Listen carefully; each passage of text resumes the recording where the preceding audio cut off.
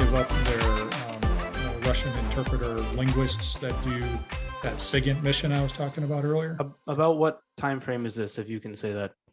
Yeah, this was in 1990. So right, the very end of the Cold War. Okay. Yep, yep. So they put out this call and said, "Hey, does anybody want to learn Russian and be an interpreter?" And my part of my family lineage is Russian, so there was a little bit of an emotional hook immediately. Sure.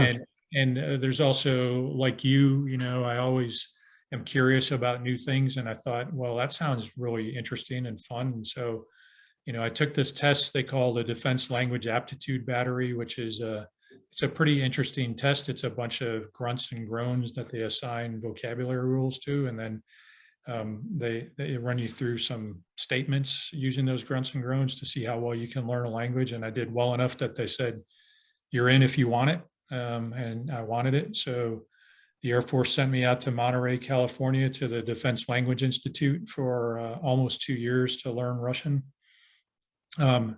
The job was with, so it wasn't an Air Force organization, it was an agency at the time called the On-Site Inspection Agency. And the mission of the agency was to run all of our arms control agreements with, at the beginning, the Soviet Union. And then while I was going through training, we had the fall of the Soviet Union. So it was with Russia after that. And so I graduated in 92 and came to DC to work as a Russian interpreter and chemical weapons inspector, implementing a couple of agreements that Russia and the US had signed to eliminate chemical weapons. So in that time frame, when the Cold War ends, is there a shift in the mindset of the military as a whole, from the standpoint of, like, Russia at that point, if I remember my history correctly, was kind of in chaos at that point. Different people were running like oil stuff, and then the mafia was running stuff, and like, so was there a shift, like, as you were going through that training, like, that you noticed, or was it kind of just day to day for you? So not during the training, because we were, although our instructors were all Russian, they were all immigrants and had been here for a while. But once I got into the job, and we started doing inspections. So we would do inspections, and then I would also go over to Moscow for about 6 weeks every couple of months to work in an office where we were helping them build a destruction support facility to eliminate all their chemical weapons.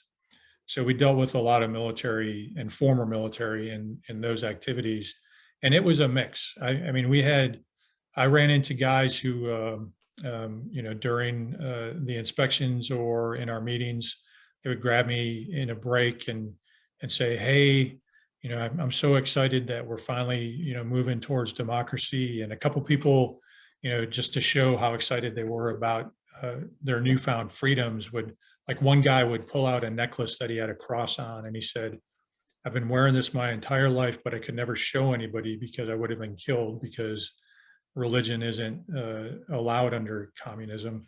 And he said, "I'm so happy I can wear this openly now," right? And then on the other side, you know, we'd go through inspections with these crusty old Russian colonels that really still wanted it to be Soviet, and were just kind of grumpy and cranky and mad at us that, you know, they thought we were the reason the Soviet Union fell. And um, it was always an interesting conversation with them because they weren't unprofessional, but you could tell they were resentful of the situation their country was in.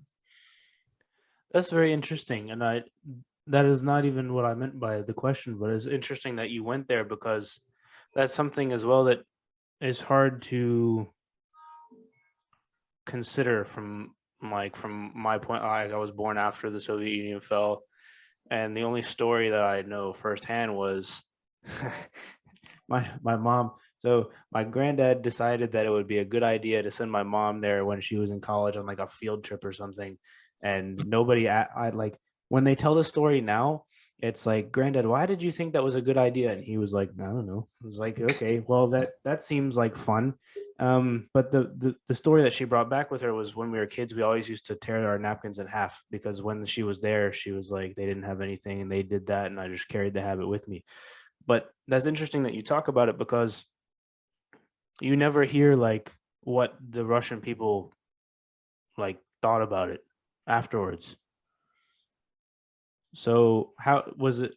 Was it limited to kind of those stories that you mentioned, or are there others, or like what was the general feeling that you got when you would go visit, Yeah, I mean, or those not were, visit, but yeah, it was official visits. yeah, Yeah, I mean, those were most of my interactions were with those kinds of people because we were working all the time, so there wasn't a lot of free time to go around. But you read in the news all the time about Russian entrepreneurs, because of the opening things up and the economic freedom and establishing stores and um, that was around the rise of the initially computers and the start of the internet. So there's a whole industry in that field, and a lot of people, a lot of Western businesses coming in then after that, and establishing presence in Russia.